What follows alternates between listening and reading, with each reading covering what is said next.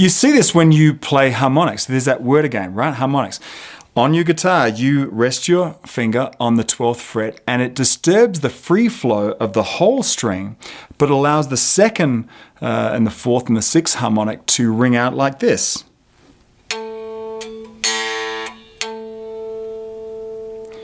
Now you notice a few things. The pitch is an octave higher, and that's not a surprise because when you double the frequency, the pitch goes up an octave. But you'll also notice that the fundamental has been silenced because we're prohibiting it from moving at its antinode right here. This is the crest of the wave right here. The part of the string that moves most of that 110, well, actually that standing wave of 110, we're stopping it right here.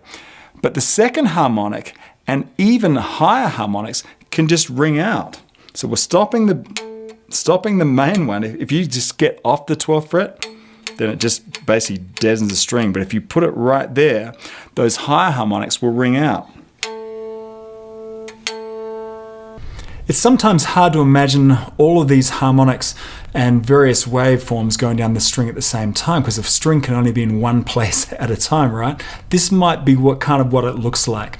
Now, in terms of what's going on down a string, when you think about it, when you pluck a string, all those overtones are being generated and they go down to the nut and they reflect back, sometimes compounding certain frequencies and sometimes canceling others out. When you think about it, multiple harmonics form a compound waveform. Like a waveform like this plus a waveform like this ends up being a compound waveform, which is kind of the sum and difference of those waveforms. So if we were to just gently pull a string around the 12th fret, we'd basically be just hearing that fundamental and not a lot of those harmonics. But as the further you get back on the string and the more you hit that string harder, then you'll get higher harmonics. Sorry. And doing things like palm muting, you can hear they mute those harmonics because most of those harmonics are living back here. That's why also your pickup is back here.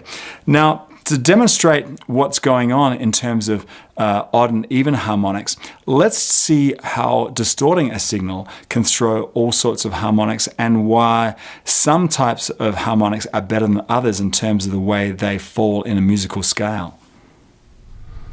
Let's compare a sine wave with a square wave. A sine wave is a very pure wave form. The square wave tends to throw off a lot of harmonics.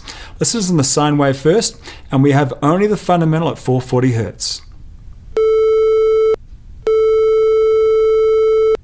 Notice that there's no harmonics to the right-hand side of that. It's just that fundamental. Now compare that to the square wave. Over on the square wave side, we have our fundamental in the same way, it's 440 Hertz, but we also have a number of harmonics, and when I click down, you can see where all those harmonics lie. That's the fundamental, and then you can see there's the third one, this is what it sounds like. There's the fundamental, it's the third, that's the fifth,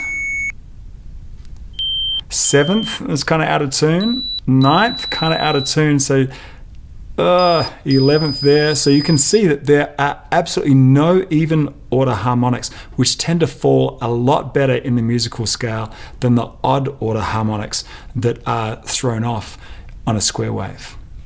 So why, you ask, am I going through all this math? Are you screaming at your screen right now? Well, this goes right into how guitar tone is produced.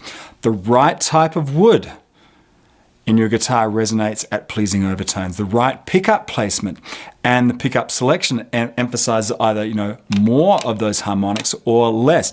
Even distortion actually introduces overtones, and some of that distortion provides better overtone content than others. And wouldn't you know it, when you overdrive a vacuum tube, it tends to emphasize even order harmonics, the ones that tend to fall within that musical scale and sound pleasing to our ears. You want to see how it works? It's really, really interesting.